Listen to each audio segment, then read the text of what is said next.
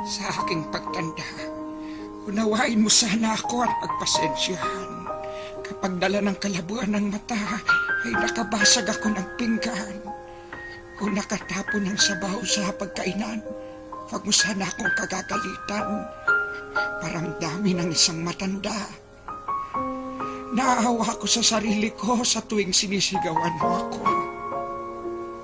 Kapag mahina na ang tenga ko at hindi ko maintindihan ang sinasabi mo, huwag mo naman sana akong sabihang bingi. Pakiulit na lang ang sinabi mo, pakisulat mo na lang. Pasensya ka na, anak. Matanda na talaga ako. Kapag mahina na ang tuhod ko, pagtiyagaan mo sana akong tulungang tumayo. Katulad ng pag-alalay ko sa iyo nung nag-aaral ka pa lamang lumakad. Pagpasensyahan mo na sana ako. Kung ako man ay nagiging makulit at paulit-ulit na parang sirang plaka, basta pakinggan mo na lang ako. Huwag mo sana akong pagtatawanan o pagsasawaang pakinggan. Natatandaan mo pa ba, anak, nung bata ka pa? Kapag gusto mo ng lobo, ay paulit-ulit mong sasabihin yon. Paghapon kang nangungulit hanggang hindi mo nakukuha ang gusto mo. Pinagtyagaan ko ang kakulitan mo. Pagpasensyahan mo na rin sana ang aking amoy. Amoy matanda, amoy lupa. Huwag mo sana akong piliting maligo. Mahina na ang katawan ko.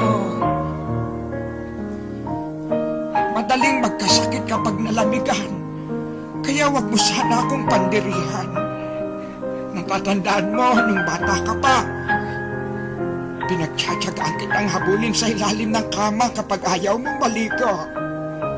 Pagpasensyahan mo na sana kung madalas ako'y masungit. Lala na marahil ito ng katandaan.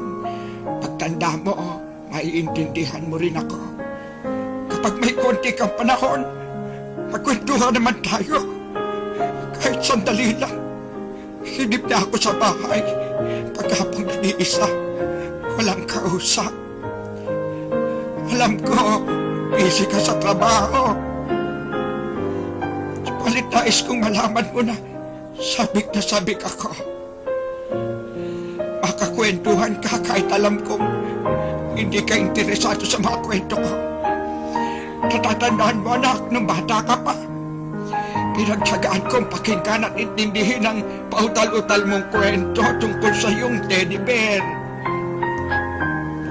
At kapag dumating ang sandali na ako'y magkakasakit at maratay sa banig ng karamdaman, huwag mo sana akong pagsawaang alagaan. Pagpasensyahan mo na kung ako man ay maihi o matubi sa higaan. Pagtiyagaan mo sana akong alagaan sa mga huling sandali ng aking buhay. Total, hindi naman ako magtatagal. Kapag dumating ang sandali ng aking pagpanaw, hawakan mo sana ang aking kamay. At bigyan mo ako ng lakas sa loob na harapin ang kamatayan.